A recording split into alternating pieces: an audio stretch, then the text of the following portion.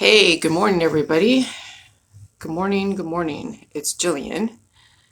So I was just thinking, I actually didn't really have any plans to go online today to talk because I just didn't really have anything to talk about. But I remember yesterday writing a post about Homer and the Iliad and the Odyssey, and that's going to be the next thing that I'm going to be reading after my book is done. Like, I'm going to read the Iliad and the Odyssey from cover to cover. And I might even read Dante's Inferno from cover to cover. But I'm going to wait and do all that after I'm done with my book because I want to make sure that everything that I write in my book is completely my own pure thought. Not that there's really any pure thoughts, but I want to not be too influenced too much with something else. And so, I've often wondered, like, why is the Bible like the most sought after, coveted book, like all over the world, so many offshoots of religion. And then we learn about Greek mythology, which is Greek history, like in grade school. And we learn it through the eyes of that it's just poems, it's just mythology, it's not real. So they give us so much information, like so much information. When someone tells you something isn't real, they just put it out there. They're like, oh yeah, they say like, I'm just kidding. Like, when someone like says what they really want to say about you, but they don't want you to think that that's what you actually know, that's what they actually think about you. They don't want you to know this. So they say, oh, I'm just kidding, right? That's what the whole mythology, the whole perception, the whole deception of mythology is that they'll tell you everything that you need to know about humanity. But if they hide it behind mythology, then they could say whatever they want and say, well, it's mythology, so it's not real. So I don't know what you're talking about. And so I think that's why they've separated out, or the Bible is real, which has doctrines and rules, and it's been done and redone and redone and redone based upon the authority of the day. So a lot of ways, I think the Bible is used as an authoritative type of book that does appeal to those that are very spiritual. And I think Greek mythology, of course, is reality, but it really is all of everything. It speaks, like, I would say that the Iliad and the Odyssey are probably the most correct recounting of events, because there'd be no reason for someone to go and redo Homer's poems. Okay? This is someone's account of the times 3,000 years ago. Okay? So you're not going to see somebody going in like, I'm going to go change Homer's Iliad and the Odyssey and change the characters and change his whole point of view. That wouldn't make sense, right? Why would you change someone's poems and change someone's story or events of like the Trojan Wars and Odysseus and all that, right? But I can see why someone would go and change the Bible. Why you have the King James version, the New International Version, the Jehovah's Witness version, the Mormon version, the Christian version, the Catholic version. Oh my gosh, the Greek Orthodox version. I mean, there's so many versions of the Bible. It makes my head spin. How do you know which one is true? Oh, but wait, they all think that their Bible is true, which I get. I don't want to discount people's belief system. But when you have 50 zillion versions of the same story, you have to wonder, why is that? And then you have only Homer and his Iliad and the Odyssey where no one has to go in and change it. And then you realize that Greek mythology really isn't Greek mythology, it's Greek actuality. Then you're like, oh shit, that probably holds so much key to humanity. Biochemistry, the players of the day, the ones that influenced people and the gods, and people learn integrity, or they learn deception. They learn so many different things, and it's balancing all that out. And then, yes, it's creating then a civilized society based upon. And so I think the key to understanding humanity is reading those books. If I can really just give you guys something to read while you're going through your healing process, and Netflix is so boring and there's nothing going on in your world too much, I would go buy those books. I would buy the Iliad and I'd buy the Odyssey, even Dante's Inferno, because that's like, another something that doesn't have to be redone by 50 million people with an intention. And I would challenge and you're going to be reading a lot of footnotes. I tried to read Dante's Inferno a long time ago, and it was so hard because the footnotes, just to get through the footnotes was just, they had their own story behind the footnotes, which means you learn a lot because you'll have stories within stories. But I would challenge you guys to start reading something like the Iliad and the Odyssey, because that, I think, right there is the key to our divinity, key to just what we went through as humans on this earth, trying to figure out how to get along together. And we're still going through it. We're still looping. That's why we're repeating the same revolutions. I finally turned in like 70 pages to my editor, 60 pages or so. It was hard. It was, the divine potential was a gift from the gods. And I finally made that into a chapter, and I just put in so much stuff, starting out with that our divinity came from the universe, came from higher powers, and then how the gods use that as as tool of control as well.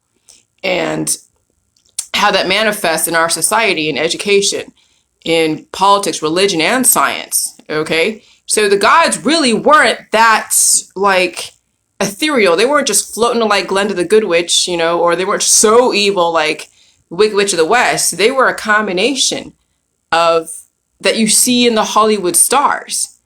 Like, I have a feeling that some of these Hollywood stars probably did come from these lines of demigods and gods, and that's why there's so much similarity and doppelganger types of, you could say that they were bioengineered. Well, of course, yeah, I mean, but I'm just saying that I definitely can understand and see why, and see how the gods, demigods are really nothing that different than who we are as people.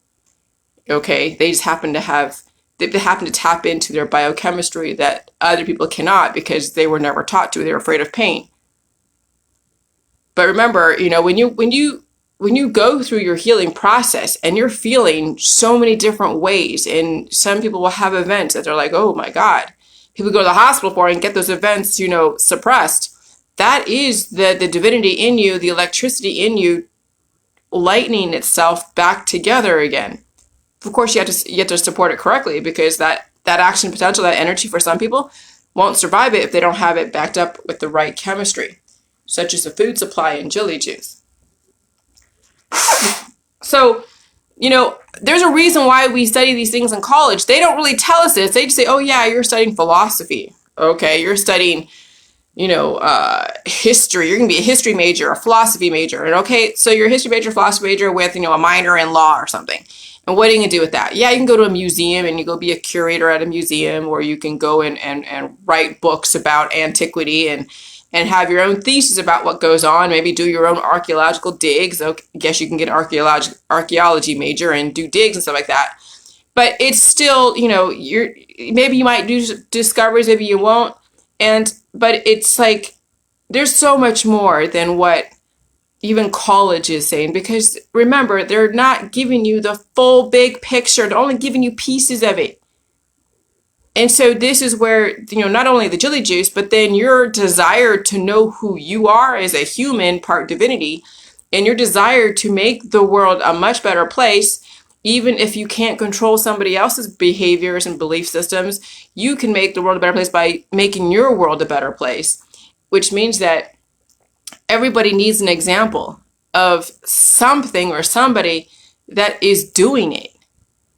What is doing it? Someone that, since people don't really understand J-juice, and they just like, okay, well, you're Asian and you're married and you have a husband and you have a dog and you think your dog's gonna live forever, okay.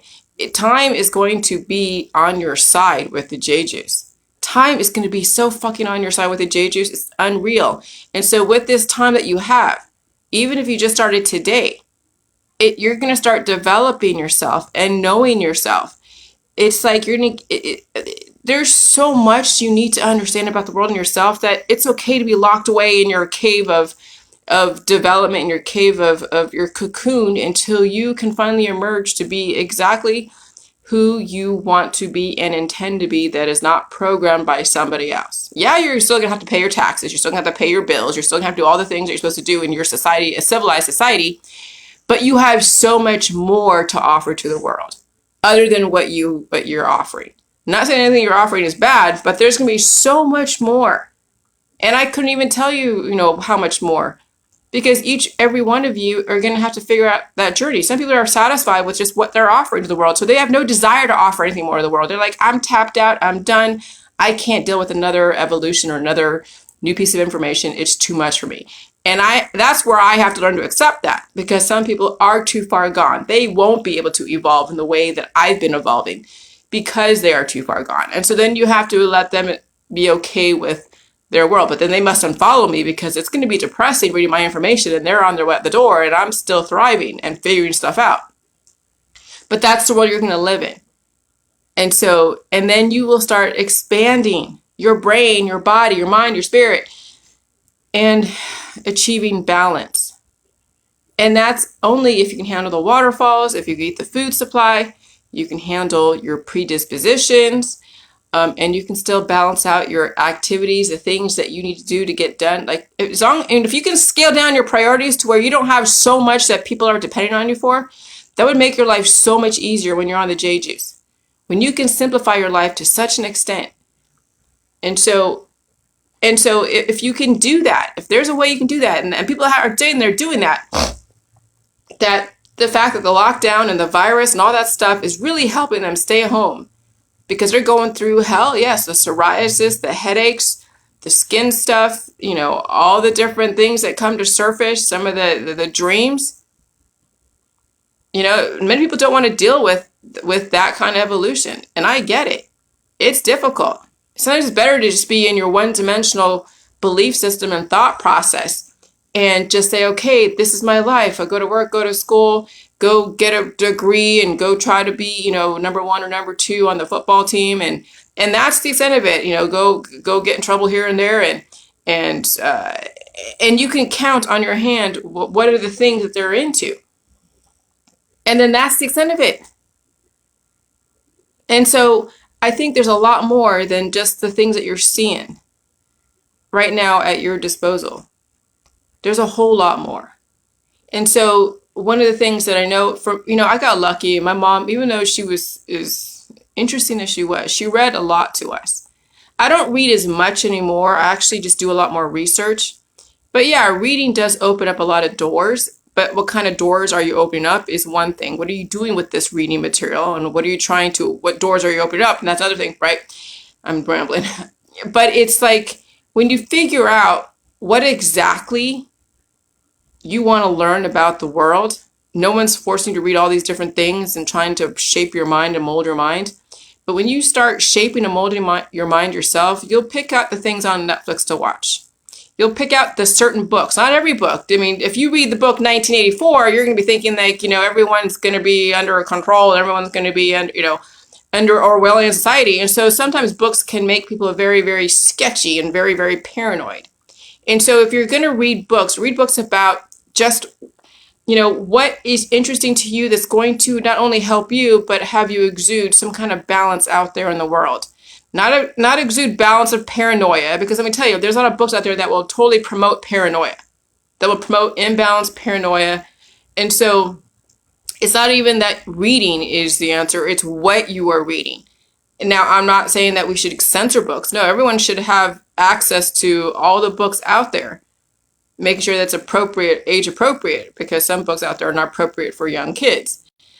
And parents have to figure that out for themselves. But I think that the pathway and the doorway to another dimension is when you're reading books that don't put you in a paranoid state, that doesn't make you feel so like where your emotions are so insane, where it's like informational but through a story. Okay, and so I think the Homer, the Iliad, and the Odyssey, I haven't read them, but they have no desire to try to guide somebody or try to lay down any laws, because it's under Greek mythology type of thing, or things that happened way back a long time ago that would have no bearing. Yeah, right. And so that, and so when you put something like Homer and the Iliad and the Odyssey under like a poem type category, or a antiquity stories about mythical heroes, then you can say the truth and the facts without anyone wanting to go and change them. And so that's how I figured out how you can put something like Homer, the Iliad, the Odyssey, and have it be so hidden away as a jeweled treasure to where you pay to go learn about that in philosophy class. And have something like the Bible that's so free. You know, the Bible is in every single hotel room, and it's given in prisons. It's a doctrine of rules. Yes, we need rules and laws in our society.